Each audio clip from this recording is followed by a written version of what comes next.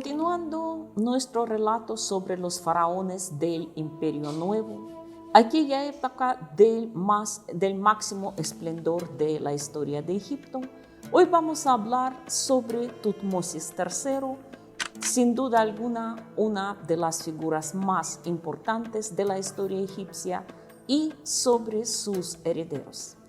De Tutmosis III ya lo hemos mencionado en nuestra charla anterior, referente a su madrastra y a la vez tía, la reina Hatshepsut. Como se sabe, ella lo nombró oficialmente como su corregente cuando éste tenía apenas 12 años, y por eso con la cronología del reinado de este personaje hay cierta confusión.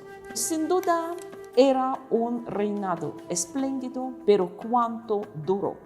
La versión oficial nombra 34 años del gobierno, de por sí suficiente, pero algunos biógrafos de este faraón le suman también aquellos 20 años que permaneció como corregente, cogobernante de su antecesora Hatshepsut. En total saldrían ni más ni menos 54 años. Por lo tanto, el reinado de Tutmosis III puede ser considerado como el tercero más largo en toda la historia de Egipto, en comparación con 92 años del reinado de Neferkara-Pepi II y 72 de Ramsés II el Grande. De este vamos a hablar más tarde. Entonces, al llegar al trono definitivamente, al convertirse en el único gobernante de Egipto, este personaje, Tutmosis, tenía aproximadamente 30 años o un poco más. Era, como podemos ver, un hombre joven, enérgico y no dispuesto a compartir su poder con nadie. Por suerte, tuvo razón, ya que su reina, su gran esposa real, Merit-Ra Hatshepsut, según una versión, la hija menor de la legendaria madrastra del faraón, según otro, una joven noble procedente de alguna rama lateral de la casa real, no era tan ambiciosa como su antecesora Hatshepsut. Como podemos ver en esta imagen, ella ocupa modestamente el lugar que le corresponde, parada detrás del trono de su esposo. No sabemos mucho en cuanto a la vida personal de este faraón. Por suerte, a diferencia de sus antecesores, no tuvo problemas con la descendencia, porque recordamos el problema de los dos Tutmosis anteriores, el padre y el abuelo de nuestro personaje de hoy, era que sus esposas legítimas no le daban hijos varones. En cambio, Merit-Ra Hatshepsut muy pronto ya le dio a Tutmosis al hijo varón que él necesitaba. Sería el futuro faraón Amenhotep o Amenofis II, y en gran parte, al parecer, esta reina no ha tenido tanta relevancia en el poder como algunas otras esposas reales, por una simple razón: su divino esposo rara vez permanecía en el palacio. Realmente pocos faraones habían llevado a cabo tantas campañas militares como Tutmosis. Con razón lo llaman a veces Napoleón de Egipto.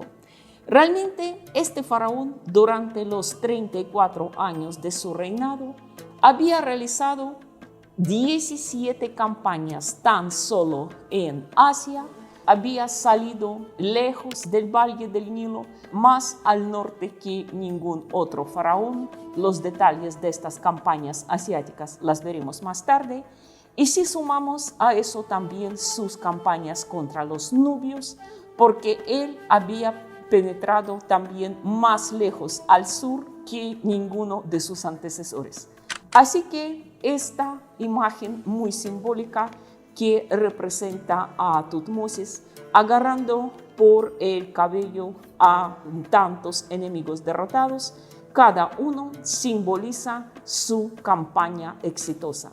Realmente, bajo este monarca, el Egipto había ampliado sus fronteras al máximo.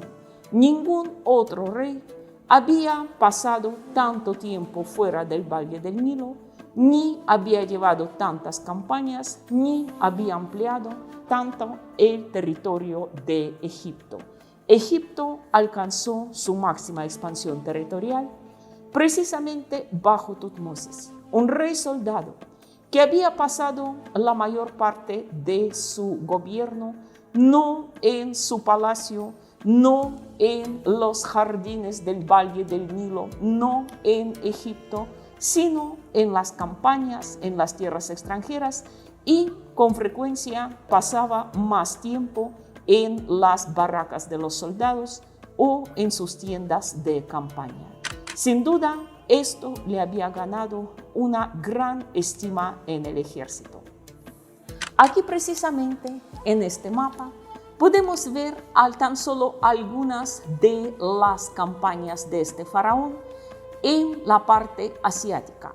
Y realmente no era una tarea muy fácil pacificar a todos estos pueblos porque, como ya sabemos, durante el gobierno de Hatshepsut, algunos de los pueblos otrora sometidos de Asia, tal vez considerados que no deberían rendir culto a una mujer, simplemente se sublevaron, se rebelaron y dejaron de pagar tributos. Hatshepsut, como ya sabemos, no era una reina de ninguna manera débil, ha sido una gobernante mejor que muchos varones, pero de todos modos, después de su muerte, la situación con los vasallos asiáticos de Egipto era bastante confusa. Uno de los antiguos aliados de Egipto, el reino de Retenum, un territorio pequeño pero estratégicamente muy importante en actual Palestina, se sublevó abiertamente. Y precisamente para pacificar a aquellos vasallos infieles, Tutmosis lleva a cabo la célebre Batalla de Megido.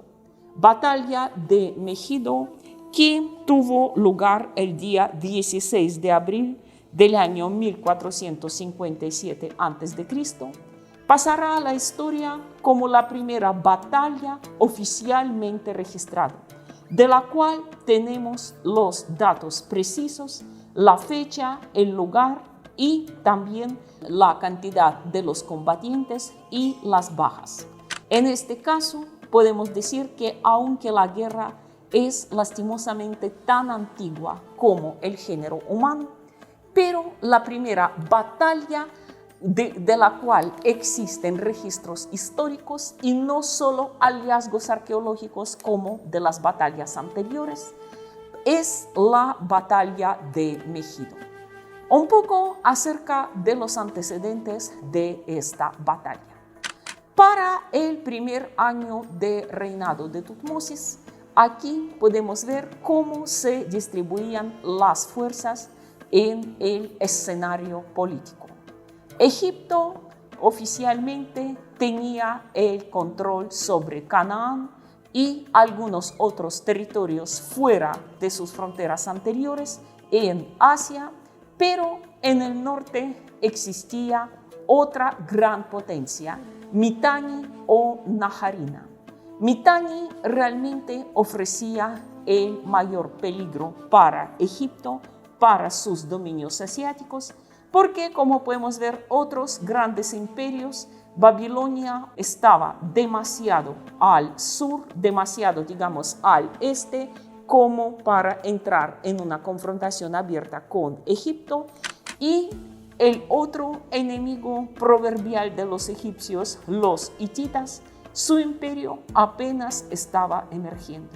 Por lo tanto, era precisamente Mitanni aquel poderoso estado que ocupaba el curso alto del Tigris y el Éufrates, prácticamente toda la Mesopotamia septentrional, era aquella fuerza que pretendía arrebatarle a los egipcios sus dominios asiáticos. Cabe señalar que el ejército Mitanni era también muy poderoso, muy bien equipado, tanto sus carros de guerra como su infantería, y por lo tanto el hecho de que los antiguos vasallos de Egipto se aliaran con Mitanni era de por sí una maniobra muy peligrosa. Cabe señalar que la batalla de Megido era un enfrentamiento de los egipcios contra toda una confederación de pueblos hostiles. Retenu, el antiguo aliado, se alió con Mitanni y muy pronto su ejemplo lo siguieron Canaán, Kadesh y algunas otras plazas fuertes en esta zona. Me imagino que la palabra Kadesh a muchos les suena, la mencionaremos más tarde, ya en la época de Ramsés el Grande, segunda gran batalla de los egipcios, pero ya en aquel entonces, mucho antes de la histórica batalla de Kadesh, esta plaza fuerte ya jugaba un papel estratégico muy importante. Por lo tanto, no es de extrañar que fuera precisamente Durusha, el rey de Kadesh, quien había encabezado aquella confederación de los pueblos rebeldes, a veces llamada por los historiadores como la Liga Cananea, toda una liga de pueblos hostiles a Egipto que tuvo que enfrentar Tutmosis. Aquí podemos ver el aspecto actual de Megido. El lugar con este nombre existe hasta ahora, es al norte de actual Israel. Y aquí podemos ver qué ruta tan larga desde las fronteras egipcias en la península de Sinai tuvo que emprender el ejército de Tutmosis para llegar a Megido. Un camino de por sí bastante arduo, difícil, porque ahí había muchos desiertos y desfiladeros y falta de agua, falta de alimento, y además el peor peligro eran aquellos destacamentos de los rebeldes que siempre, en cualquier momento, podían atacar los flancos o la retaguardia del ejército egipcio. Aquí, sobre esta foto moderna de Megido, se proyectan las ubicaciones supuestas de los campamentos de las dos fuerzas rivales. Como podemos ver, ahí aparece el campamento egipcio de Tutmosis y también el de Durusha, el rey de Kadesh, que encabeza las fuerzas rebeldes. Tanto los egipcios como sus contrincantes hacían énfasis más que todo en el carro de guerra. El carro de guerra que se consideraba el arma más adelantada de la época. Recordamos que los egipcios aprendieron a fabricar sus propios carros de guerra aún bajo Ahmose, el primer soberano del Imperio Nuevo, y para los tiempos de Tutmosis, el carro egipcio ya se consideraba perfecto. Y precisamente el choque principal, el choque, digamos, frontal de estas dos armas, carro de guerra egipcio contra carro de guerra cananeo, tenían que resolver esta batalla. Y aquí también hay que mencionar que Tutmosis, según los testimonios, luchó sobre su propio carro de guerra en primera línea de sus soldados. Aquí podemos tan solo admirar a este faraón, quien con su propio ejemplo inspiraba a sus hombres. Cabe señalar que el choque resultó ser a favor de los egipcios y sin embargo aquí todos los cronistas como que reprueban no tanto a Tutmosis como al ejército egipcio en general, que si los soldados egipcios después de aquel primer choque, cuando pudieron irrumpir en el campamento cananeo, si no se, digamos, distrajeran saqueando el campamento, digamos, prácticamente dedicándose al robo y al pillaje, Menos mal que Tutmosis los detuvo a tiempo, porque de lo contrario dicen que la victoria habría sido aún más rápida. Una vez derrotados los carros de guerra enemigos, los egipcios se enfrentan a la infantería de los cananeos y aunque estos luchan también con valor, finalmente logran derrotarlos. Y he aquí algunos datos curiosos, primeros datos en la historia sobre las bajas en una batalla. Primero, ¿cuántos guerreros tenía bajo su mando Tutmosis y cuánto su enemigo Durusha? Pues según aquí cabe señalar que los cronistas, porque se preservó únicamente la versión egipcia de esta batalla, dicen que Tutmosis salió a combatir con 20.000 hombres de infantería y 1.000 carros de guerra. En cambio, los datos acerca de los cananeos son más bien difusos y aquí figuran de 10 a 30.000, sin precisar cuántos soldados de infantería y cuántos lucharon sobre carros de guerra. A veces se preguntan, ¿y caballería? No, la caballería en aquel entonces aún no formaba parte de los ejércitos.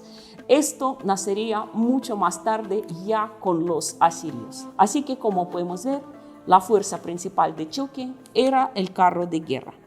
Y en cuanto a las secuelas de la batalla, en cuanto al final, aquí por el contrario, los autores egipcios callan las pérdidas de los suyos. No sabemos realmente cuántos soldados perdió Tutmosis en esta contienda.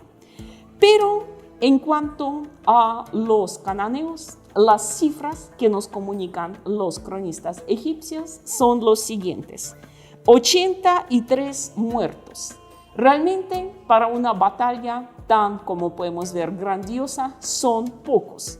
En cambio, 340 prisioneros, 924 carros de guerra junto con sus caballos y 200 armaduras, tal vez quitadas de los muertos o más que todo por los enemigos fugitivos, quienes al huir se han despojado de sus armaduras para facilitar el escape. Sin duda alguna, unos datos curiosos y lo que realmente sorprende, que sí se supone se enfrentaron 20.000 contra 20.000, una cifra de tan solo 83 caídos de una parte parece bastante modesta. Así que no tan sangrientas resultan que eran esas primeras batallas como las pintan. Esto había sido la primera gran victoria del joven faraón, quien ya había mostrado que sí hay una fuerza capaz de doblegar a todos. Las crónicas han preservado datos de sus otras campañas. Yo no voy a narrar los detalles de todos, salvo alguno que a mí me parece más interesante, la historia del asedio de una ciudad llamada Jope o Yopi. Parece que se trata de actual Jaffa en Israel. Se dice que las murallas de esta ciudad eran tan formidables que ningún ejército enemigo podía tomarlos por asalto. Realmente sí se trata de la ciudad de Jaffa. Aquí podemos ver un fragmento de las murallas que persisten hasta hoy día. Eso puede ser precisamente el trozo de aquella muralla proverbial que intentaban tomar por asalto los guerreros de Tutmosis, pero no pudieron hacerlo por fuerza. Entonces Tutmosis confía el asedio de Jaffa a uno de sus generales de nombre Yehuti, que al parecer era un hombre muy astuto. Tras varios intentos infructuosos de penetrar tras las murallas, Yehuti lleva a cabo un truco que hace recordar bastante aquel que mucho más tarde veremos bajo los muros de Troya. algo muy parecido al caballo, al regalo peligroso. Yehuti anuncia ante los habitantes de Jaffa que prefiere retirar el asedio, que el faraón lo está llamando a Egipto y por lo tanto para convencer a los habitantes de Jaffa en sus mejores condiciones, quiere entregarles unos regalos que el mismo Tutmosis los estaba enviando. Y dicen que tomó 200 asnos a los que enganchó en unos carruajes cubiertos y dentro de estos carruajes habían grandes cestos tapados que, según se creía, contenían los regalos de Tutmosis, regalos de los egipcios, a los habitantes de la asediada Jaffa. Ellos, por supuesto, se alegraron y dejaron pasar a estos asnos junto con sus arrieros a la ciudad. Lo que no sabían los habitantes de Jaffa, que los arrieros eran en realidad los soldados disfrazados del ejército de Yehuti, y los cestos, en vez de oro o piedras preciosas, como se creía, contenían otros soldados escondidos.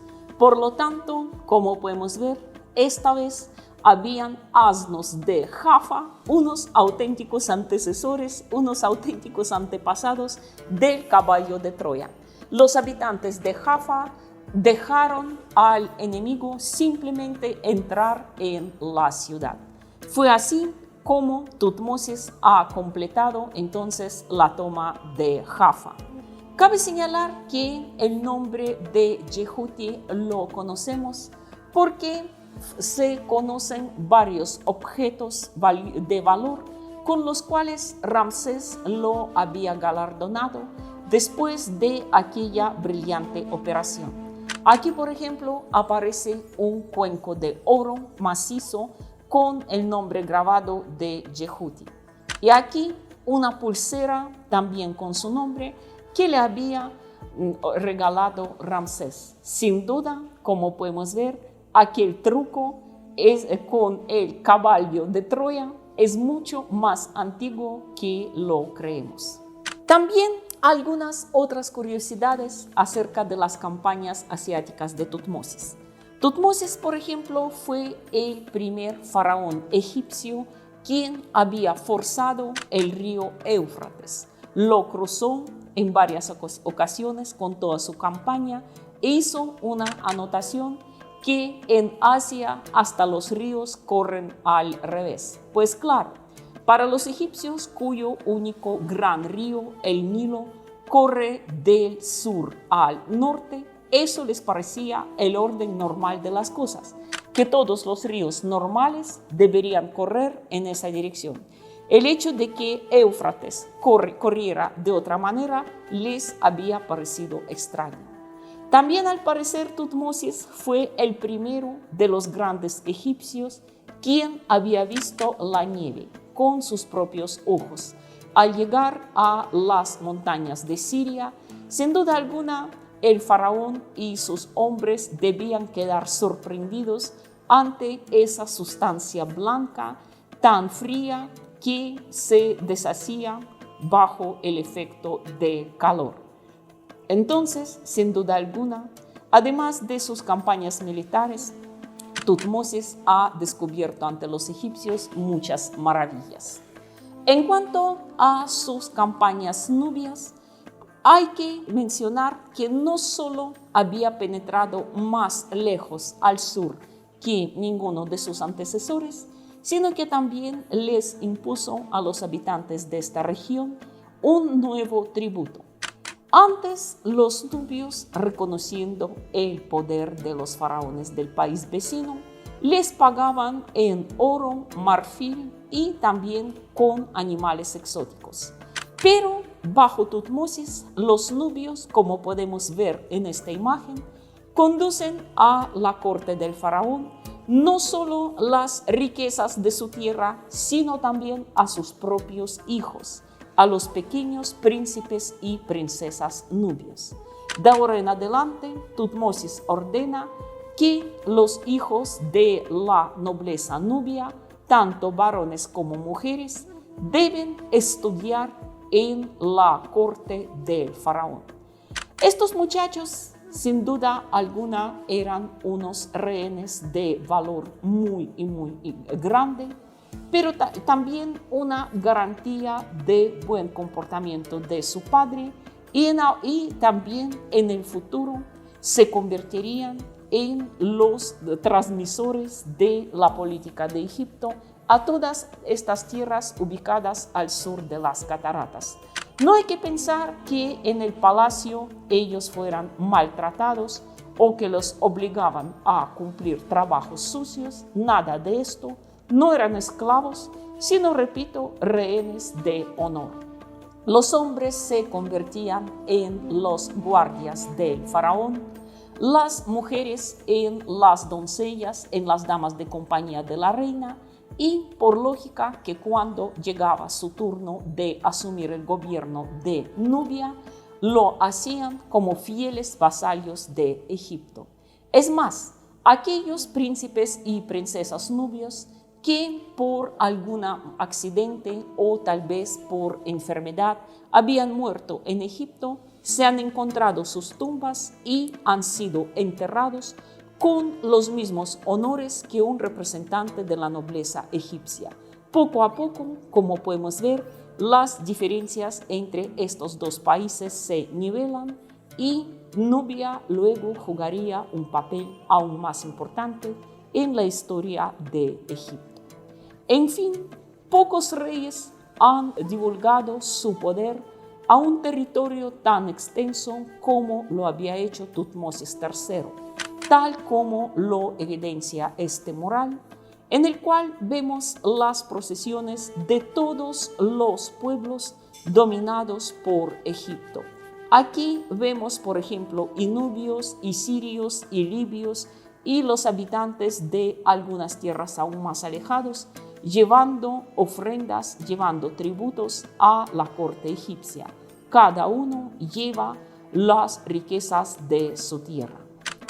Pero Tutmosis no solo era un gran soldado y un hábil político, también había dejado algunas construcciones, algunos monumentos arquitectónicos de mucha relevancia y belleza.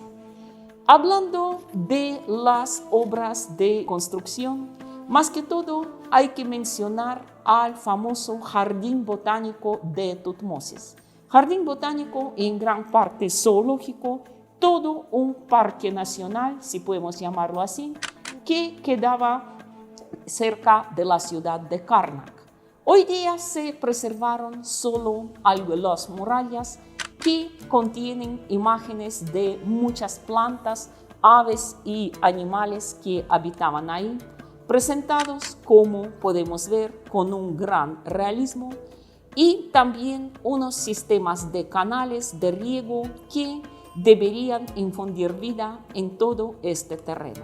Hoy día, claro que sería difícil imaginar cómo era aquel maravilloso parque natural, pero hoy así posiblemente debería ser la entrada. Como podemos ver, mucha vegetación, muchas plantas, no solo traídos de todo Egipto, sino también de tierras lejanas, tales como Nubia, Siria y otros países donde había pasado el ejército del rey. Aquí posiblemente se veían las zonas húmedas, unos estanques muy grandes donde florecían lotos, nenúfares y otras plantas acuáticas traídas de todo el mundo conocido. Y también habían, como podemos ver, zonas de recreo donde uno podía cazar, por ejemplo, aves acuáticas, como si estuviera en plena naturaleza salvaje, aunque sí con cierto cuidado, porque no todos los habitantes de este parque, como vemos aquí, eran inofensivos. Uno debería tener cuidado. Y también, al parecer, había algo semejante a las actuales cabañas turísticas donde uno podía pernoctar, comer, beber, disfrutar es decir, toda una zona recreativa creada por iniciativa de este faraón.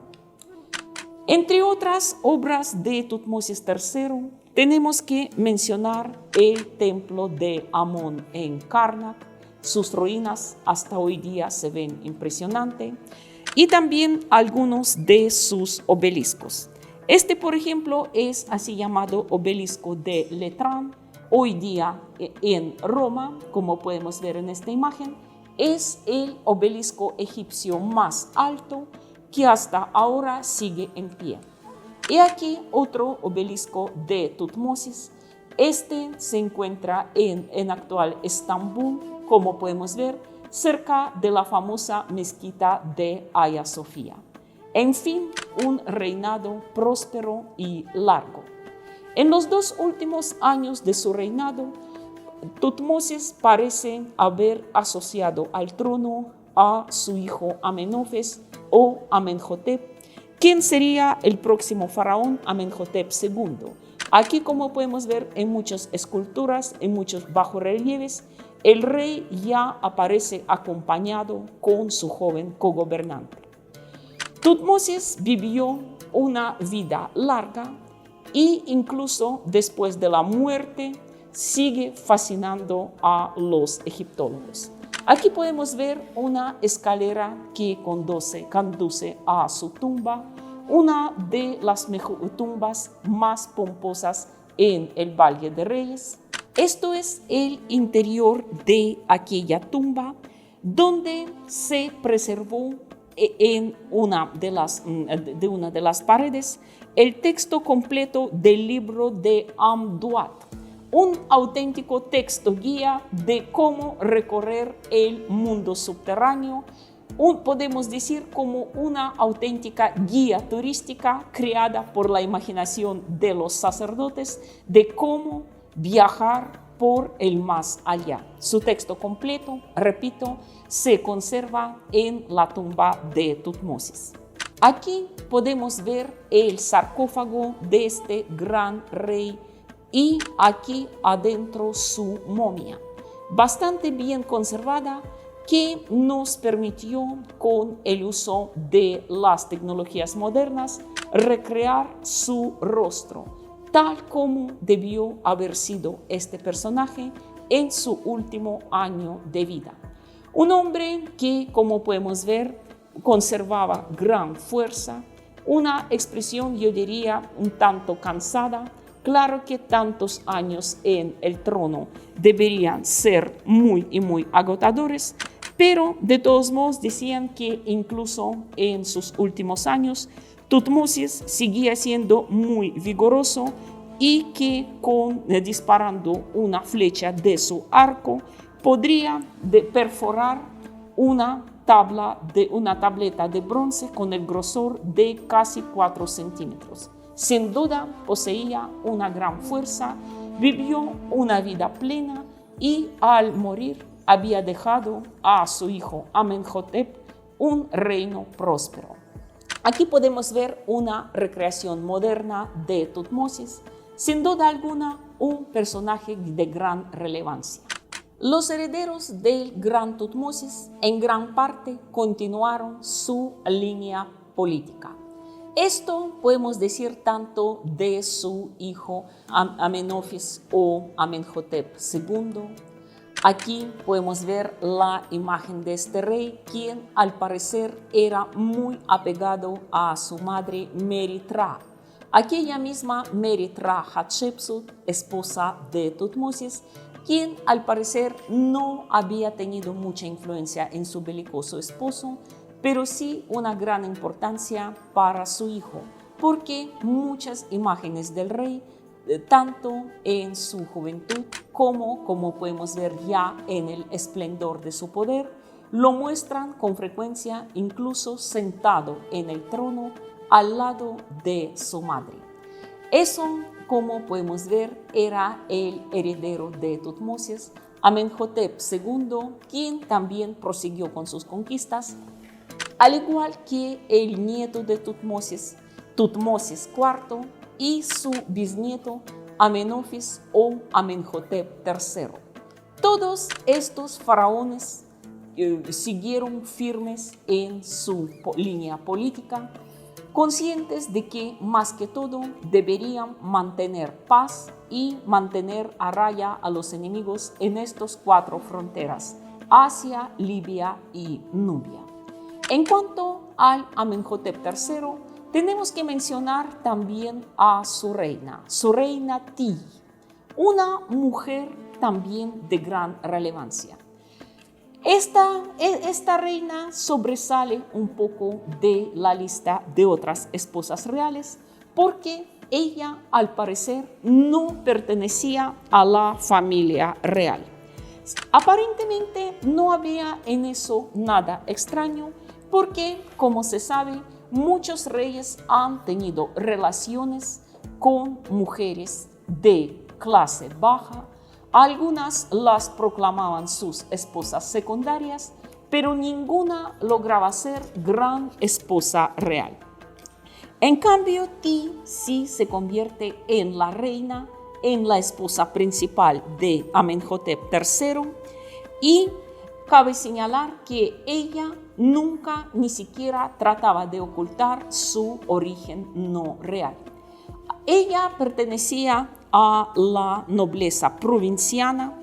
Su padre, llamado Yuya, era jefe del cuerpo de carros de guerra del rey Amenhotep, y su madre, Tuyu, cantante del templo de Amón. Así se llama oficialmente su título, lo que muestra que pertenecía al estrato sacerdotal. Ambos procedían de una ciudad llamada Ajmin, ubicada mucho más al sur de Egipto, casi con la frontera con Nubia. Unos aristócratas provincianos quienes, como podemos ver, lograron alcanzar un puesto importante en la corte, y hasta ahora sigue siendo un enigma. No hay, digamos, ninguna explicación lógica por qué Amenhotep III, quien tuvo varias hermanas de su propia sangre, se había casado y proclamado reina a esta dama, sin duda alguna noble, inteligente y hermosa, como lo evidencian muchas de sus imágenes, pero sin duda alguna no perteneciente a la familia real. Podemos tan solo adivinarlo, pero más tarde veremos que a partir de Amenhotep III esta tradición persiste y también Ramsés el Grande la mantendría. Se conocen muchísimas imágenes de esta reina. Al parecer, ella se casó con Amenhotep cuando tenía apenas 11-12 años y su regio esposo era tan solo un par de años mayor. Pero era, sin duda alguna, uno de los pocos casos de la familia real de Egipto de un matrimonio por amor. Porque incluso en los objetos tan pequeños como vasija de alabastro para perfumes o para cosméticos, aquí, como podemos ver, el nombre de Amenhotep y Ti aparecen juntos, al igual que en todos sus objetos.